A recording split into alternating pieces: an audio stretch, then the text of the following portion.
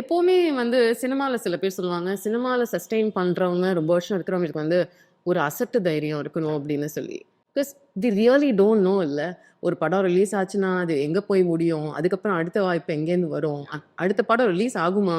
இப்படி இவ்ளோ கொஸ்டின்ஸ் இருக்கிற காலகட்டத்தில, இந்த அசட்டு தைரியம் உங்களுக்கு ஆரம்பிச்சபோது 2012, 13 அந்த டயத்துல எப்படி இருந்தது? இப்ப எவ்வளோ இவால்வ்டா ஃபீல் பண்றீங்க? ஆக்சுவலாக இப்போ தான் இன்னும் ரொம்ப தைரியமாக ஃபீல் பண்ணுறேன். ம்ஹ்ம்.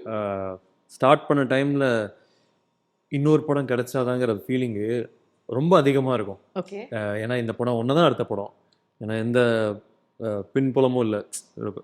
ஓகே இதோட நான் பரவாயில்ல இன்னொரு படம் நான் அதோட ப்ரொடியூஸ் பண்ணுறேன்னு சொல்கிற அளவுக்கு யாருமே இல்லை. ஆமா. So every film really counts. ம். இப்போ அது எனக்கு எப்படி இருக்குன்னா ஓகே சின்ஸ் இந்த ஒரு ஒரு 3-4 இயர்ஸாக நடுவில் I had a really bad time. படங்களும் இல்லை, ரிலீஸ் ஆனதும் வேலைக்கால ஹேட் அ டஃப் டைம். அதுக்கப்புறம் தான் ஓமே கடலே வந்து ம். அதை பார்த்ததுனால ஐம் லைக் ஓகே ஏதாவது ஒரு படம் ஒர்க் ஆகலாம் திருப்பி வந்துடலாம், இட்ஸ் பாசிபிள் அப்படின்னு ஒரு ஃபீலிங் இருக்குது. பட் இனிஷியலாக when I started out I was ரொம்ப பயமாக இருக்கும். அப்ப எப்படி உங்கள வந்து புஷ் பண்ணிக்கிட்டே இருந்தீங்க? அதுதான் அந்த பயம்தான். அந்த பயம் தான் ஆமா புஷ் பண்ண வச்சுதா? ஆமாம் பிகாஸ் நம்மளுக்கு தெரிஞ்ச ஒரே வேலை இதுதான். அண்ட் எனக்கு டெய்லி கூட ஷூட் போனால் I'm really happy. Okay. Okay I want to work, எனக்கு ஒர்க் பண்ணுறது மட்டும்தான் பிடிக்கும். ஸோ அப்படி இருக்கும்போது ஒர்க் இருந்துகிட்டே இருக்கணும்னு ஒரு தாட் இருக்கும். ஸோ ஸ்டார்டிங்கில் வந்து அது 2014-13 is my first film.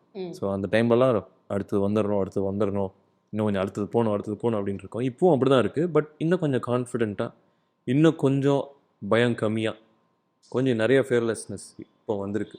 And also இப்போது இவங்களெல்லாம் பார்க்கும்போதும் அதான் இன்ஸ்பயர் ஆகுது. நம்ம இன்டர்வியூவில் அதில் கூட சொன்னேன், ஃபியர்லெஸ்னஸ் தான் வந்து கமல் சார் எனக்கு பிடிச்சது. அவரோட கெரியர் சாய்ஸஸில் ஒரு படமாக எடுத்து பார்த்தா அந்த ஃபியர்லெஸ்னஸ் இருக்கும். ஸோ எனக்குமே அது அப்படி அப்ரோச் பண்ணணும் தான் ஆசை.